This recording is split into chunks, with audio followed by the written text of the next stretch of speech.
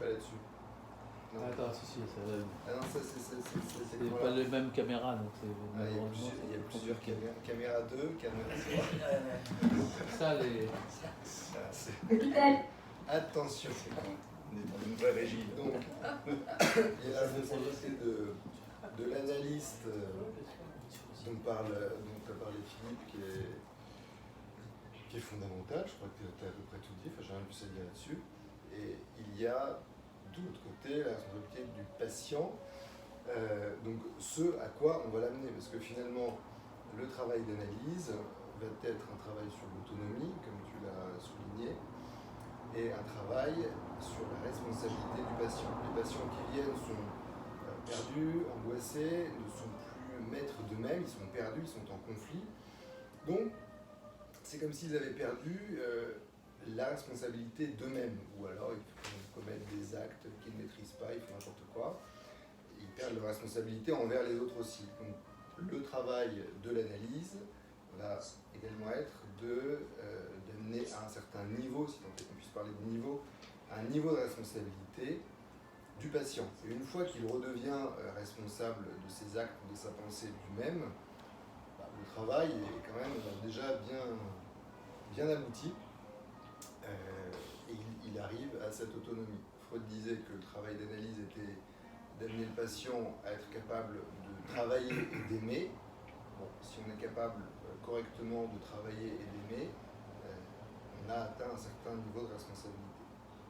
Donc c'est vrai que c'est quand même un point de mire important dans le travail que d'amener le patient à ce niveau-là. Et puis quand ils y arrivent, ils le sentent, et puis il faut les laisser partir aussi, qu'ils puissent expérimenter cette responsabilité.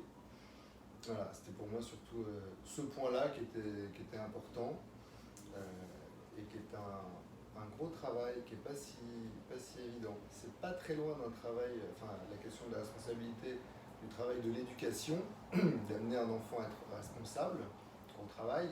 Pour les patients, c'est un peu pareil, c'est assez complexe aussi, mais c'est une bonne finalité. Franck ? Bien. Alors, moi, pour ma part, là, bon, c'est vrai que j'ai relativement découvert fidèle à mon habitude, le propos de ce soir, même si on en avait parlé un petit peu avec lui. Qui dit responsabilité, effectivement, il y a responsabilité professionnelle, celle dont on parle dans nos activités respectives, et qui est engageante de façon évidente. C'est la responsabilité de nos actes, c'est la responsabilité de l'investissement lié à la confiance que le patient met vis-à-vis de son thérapeute, quel qu'il soit. C'est contrebalancé de plus en plus dans nos sociétés qui deviennent de plus en plus procédurières. C'est souvent sur une demande dans beaucoup d'actes de décharge de responsabilité qui va à l'inverse de tout ça, c'est-à-dire qu'on est en train d'essayer de s'exonérer de plus en plus sur le plan professionnel. Je ne parle pas forcément de nos professions, mais sur beaucoup d'actes de plus en plus, je pense qu'il y a un doute qui est mis, et la conviction de l'acte du déroulé d'un traitement, ou du déroulé en tout cas d'une décision qui est prise, on l'a vu avec le Covid, elle est de plus en plus remise en question par l'individu lui-même au sein d'une société. Et on l'a vu sur un plan médical avec le Covid, on l'a vu sur un plan judiciaire, si on prend avec l'affaire Sarah Halimi par exemple, ou si on se rappelle le pendant du Covid, ce qu'il y avait eu avec le sang contaminé, il y a cette fameuse phrase responsable mais pas coupable, avec l'affaire Sarah Halimi sur un plan judiciaire, où les psychiatres, des experts psychiatres, avaient la décision finalement de décider que la personne qui était responsable, enfin qui était accusée d'un acte, suspectée d'un acte, fortement avec de forts éléments, est-ce qu'elle était responsable de ces actes ou exonérée de sa responsabilité parce que sous substance ou sous certains éléments. Et là on est passé de la notion de responsable pas coupable à coupable mais pas responsable. Donc il y a cependant cet élément-là. Si on reprend la responsabilité, effectivement, quand on prend la responsabilité, maintenant je reviens sur un plan professionnel ou sur un plan de quelque ordre ce soit, parce que cette responsabilité, elle peut se mettre sur plusieurs axes, mais ça repose d'abord, pour être responsable d'un élément, ça repose sur la confiance que la personne porte sur son thérapeute, sur son politique, sur l'individu, l'entité qui va être responsable ou en tout cas qui va être dépositaire d'une action qui va l'impliquer.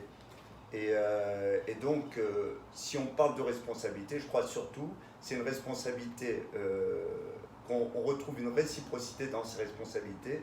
Et à l'arrivée, si on veut rester un peu optimiste, c'est ce qui permettra de faire société. On peut reprendre aussi en termes de responsabilité, toute la responsabilité des leaders, tout ce on pourra retrouver, ce que peut-être Yitzhak va aborder sur le plan même du déroulé dans la Bible, tous ceux qui avaient un engagement très fort et qui ont réussi à drainer derrière eux sur leur simple conviction ou sur leur force de conviction. Et on peut prendre chaque prophète, on peut prendre chaque élément, pour après prendre tous les politiques qui en tout cas avaient cette force d'engagement. Donc je pense que ça regroupe énormément c'est un petit peu pêle-mêle ce que j'essaie d'exprimer. Mais en tout cas, être responsable, c'est aussi envisager de faire société avec ceux qui acceptent cet engagement. Il y a une responsabilité réciproque.